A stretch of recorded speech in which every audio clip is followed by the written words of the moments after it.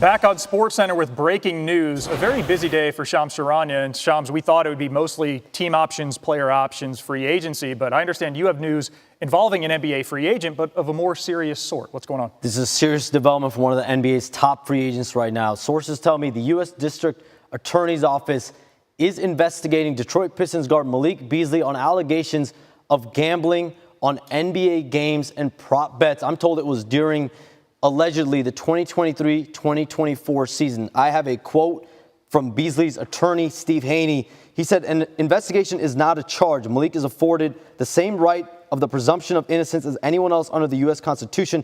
As of now, he has not been charged with anything. I am told, though, that Beasley and the Pistons were in serious talks on finalizing a 3-year, $42 million contract that would have brought Beasley back to Detroit. But now those talks are on pause.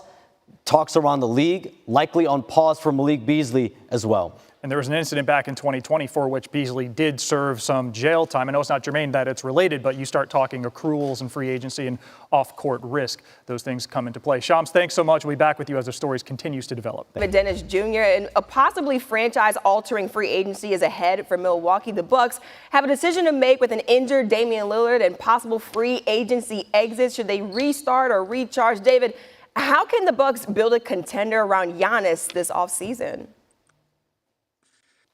I hate to say it. I don't think they can. I don't see it. Like, you're looking at possible options. There's Cam Johnson. There's maybe people have talked about moving Dame for Bradley Beal, but I don't know if that works. I don't even know if that makes him any better. I just don't see a pathway for this Bucks team, even with a more hampered Eastern Conference, to get Giannis in a position where he can get that second ring that he still desperately needs.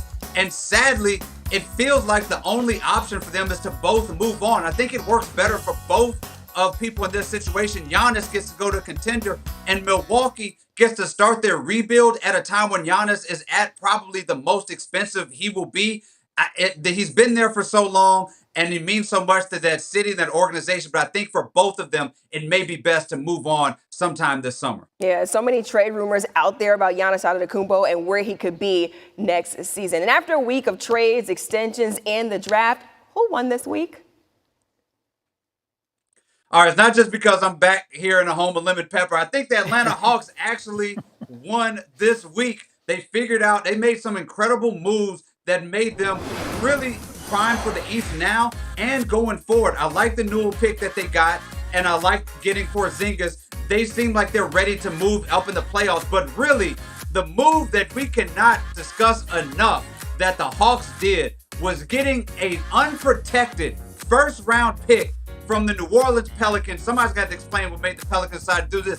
Depending on what the Pelicans do next season, this could be a #1 overall pick. At the very least, you're probably looking at another lottery selection for this Hawks team just to move down 10 spots in the draft and get a player that they were looking at anyway. An absolute steal for this Hawks team. Now, looking forward to this week. A lot of players eligible for big extensions, including league MVP and finals MVP Shai Gilgeous-Alexander. Who across the association should be in line for a big payday?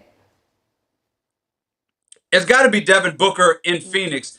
The payday here, 2 years, $150 million for that extension. He's going to sign that. But what's most important is that puts his loyalty with the Phoenix Suns, because I was a little concerned. Kevin Durant's walking out. He's looking at Bradley Beal as his #2. They have Jalen Green. They basically just have shooting guards and small forwards. And I was wondering when Booker would knock on that door and say, hey, I may be ready to go to a winning situation. But it's hard to turn down that kind of money. I think getting him locked in will show his commitment to them and their commitment to him, so they can build around him and try to figure something out in Phoenix. Yeah, when you get money like that, I mean, it is hard to turn it down. Booker has 3 years left on his 4-year, $220 million deal that he signed last offseason. A 2-year extension would keep him in the desert through the 2029-2030 season. Look, that's commitment and a lot of money. David Dennis Jr. with the latest. Thanks so much. I'm on